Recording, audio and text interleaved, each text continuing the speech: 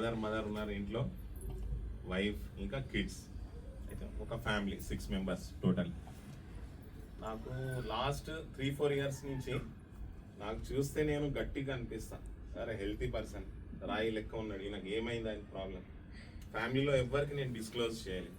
I was going through serious disturbances, it's all in my mind. It's almost 3 to 4 years.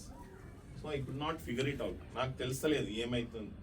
ఇప్పుడు ఫ్రెండ్స్తో బయటికి పోతే వాళ్ళ కంపెనీ ఎంజాయ్ చేస్తలేదు, నవ్వుడు, మనం ఫుడ్ కోసం వెళ్తాం ఎక్కడైనా, వాళ్ళ కంపెనీ ఎంజాయ్ చేస్తలేదు.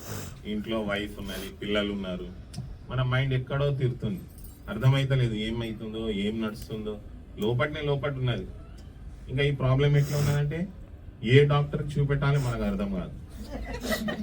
ఏదో దెబ్బ తగిలింది, బొక్కలు ఇరిగినాయి అంటే చలో ఆర్థోపెడిక్ పోయి మనం కన్సల్ట్ చేయాలి. ఫ్యాక్ట్ అది. అయితే ఈ మైండ్లో నడుస్తుంది. నేను ఎవరికి చెప్పాలి? వైఫ్కి కూడా చెప్పాలి, పేరెంట్స్, ఎల్డర్స్, వాళ్ళకి చెప్తే వాళ్ళు వేరే ఇంకా వాళ్ళకే బాధ అనిపిస్తుంది. అరే ఒకటే కొడుకున్నాడు, ఈయన కూడా ఇట్లా సఫరింగ్ స్టేట్లో ఉన్నది. అయితే అది నాకు తెలియదు, అది సఫరింగ్ స్టేట్ ఉన్నదని. ఎందుకున్నదో అది కూడా మనకు తెలియదు. ఏదో ఆలోచన మనం చేస్తున్నాం.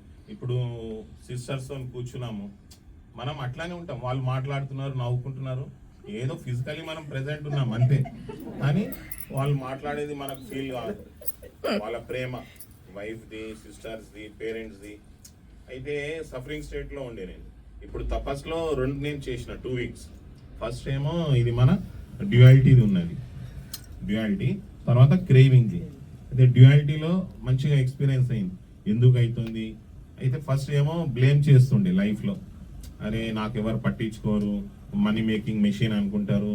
ఫాదర్ ఇంటికి వస్తే పిల్లలు మొబైల్లో చూస్తారు, మదర్ ఏమో టీవీ చూస్తుంది, నేను ఇంట్లో ఎంటర్ అయితే ఎవరు వెల్కమ్ చేయనీకి లేరు, వీళ్ళకి షాపింగ్ ఉన్నప్పుడే వీళ్ళకు గుర్తొస్తా, హోటల్కి అయితే అట్లా నేను సఫరింగ్ స్టేట్లో ఉన్నా.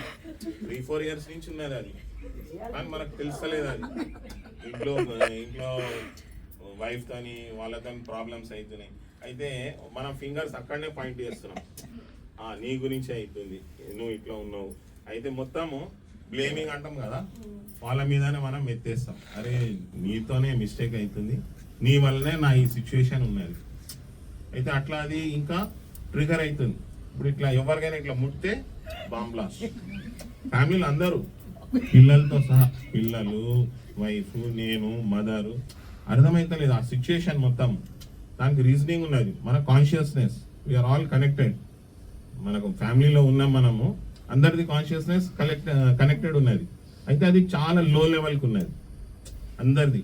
అయితే ఆ సిచ్యువేషన్లో ఏమవుతుంది, ప్రతిరోజు అరే ఒక్కొక్కసారి ఆలోచన చేస్తాం, ఇంత చిన్న విషయం కోసము ఇంత పెద్ద గొడవనా, అరే छोटी सी बात है इतना अपन सीरियस उसको ले ली, అర్థమే అవుతలేదు అది.